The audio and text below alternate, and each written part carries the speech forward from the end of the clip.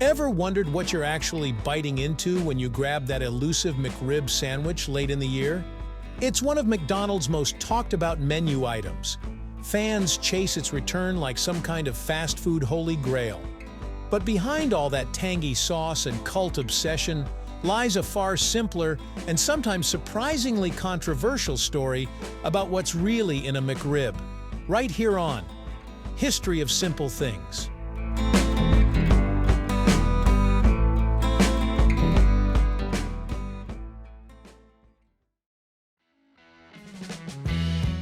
Let's start with the basics. A McRib on the surface looks like a slab of boneless ribs smothered in barbecue sauce, served with pickles and onions on a long bun. It's that unmistakable shape, a slightly curved rib-like slab of meat, that gives it its name. Yet despite what the name suggests, it has never contained actual pork rib meat. If you pull up the official McDonald's product page, the sandwich is described simply as a seasoned, boneless pork patty, dipped in a tangy BBQ sauce, topped with slivered onions and tangy pickles, all served on a toasted home-style bun. That's the public, consumer-friendly version. It's straightforward, familiar, and even nostalgic for many. Pork, sauce, pickles, onions, bun. But if you start digging into ingredient lists, copycat recipes, and, yes, even lawsuits tied to the sandwich, the story gets a lot deeper, and in some corners, a bit murkier. McDonald's itself lists the McRib patty's core meat component as boneless pork shoulder, a muscular cut from the front leg of the pig that's prized in traditional barbecue for being flavorful, if a bit fatty. However, producing a smooth, uniform slab of meat that's shaped like ribs requires a different process than slicing up pork shoulder and slapping it on a grill. What McDonald's and its suppliers do instead is restructure ground pork shoulder. They grind it, mix it with a small amount of water and seasonings, and then press it into that iconic rib-like shape. Independent reports and ingredient lists for components like McRib sauce go further and show a large collection of ingredients in the finished sandwich.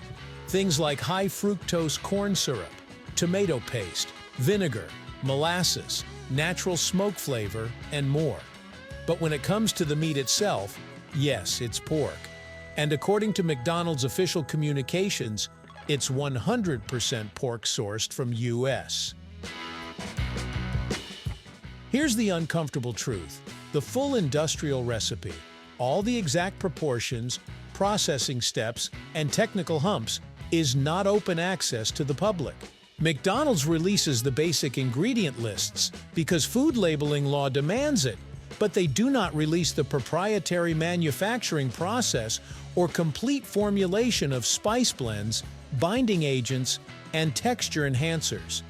That means what most of us know about how the McRib patty is made comes from a combination of company disclosures about basic ingredients, copycat recipes developed by home cooks, fast food industry analysis, insider videos, and reports on food processing.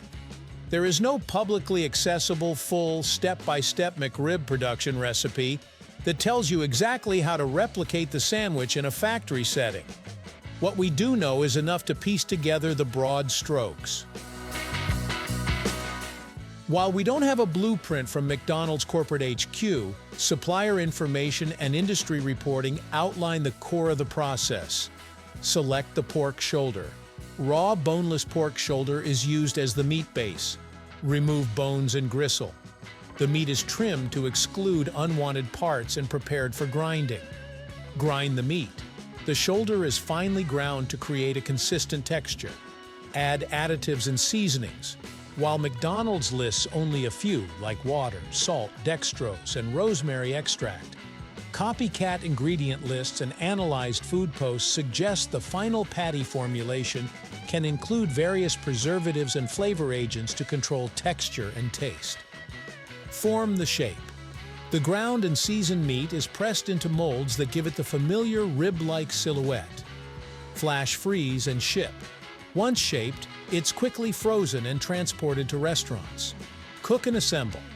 At the restaurant, the patty is seared, basted with barbecue sauce, and assembled with onions and pickles on a home-style bun. This method is very similar to how other restructured meat products are made. Think frozen meatloaf or formed chicken nuggets, but it's wrapped in more marketing spectacle than people expect.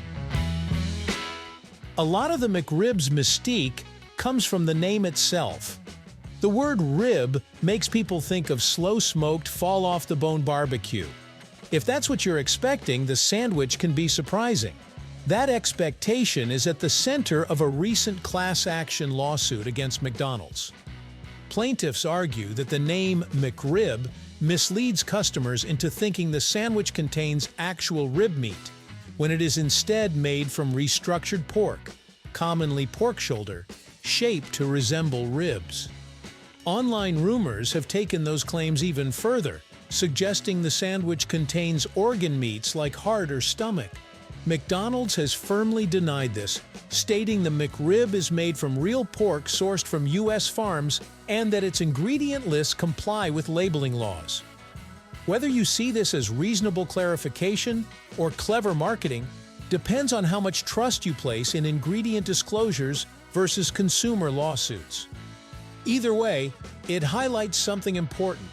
The McRib is as much about perception as it is about meat and sauce. Since the industrial recipe isn't public, home cooks have created copycat versions using simple ingredients: ground pork, barbecue sauce, pickles, onions, and a hoagie-style bun. Most recipes involve seasoning ground pork, shaping it into an oblong patty, pan-cooking it, brushing it with barbecue sauce, and assembling it just like the original. It won't taste identical. Commercial processing and additives make that difficult, but it proves the McRib is, at its core, a straightforward pork sandwich with smart branding. The McRib's mystique is intentional. McDonald's uses limited availability to turn a basic sandwich into an event. Every return sparks online chatter, nostalgia, and renewed curiosity. In the end, the McRib tells us less about secret ingredients and more about modern food culture. How scarcity and storytelling can turn something ordinary into something legendary. Thank you for watching. If you have suggestions for our next video, feel free to share them in the comments below.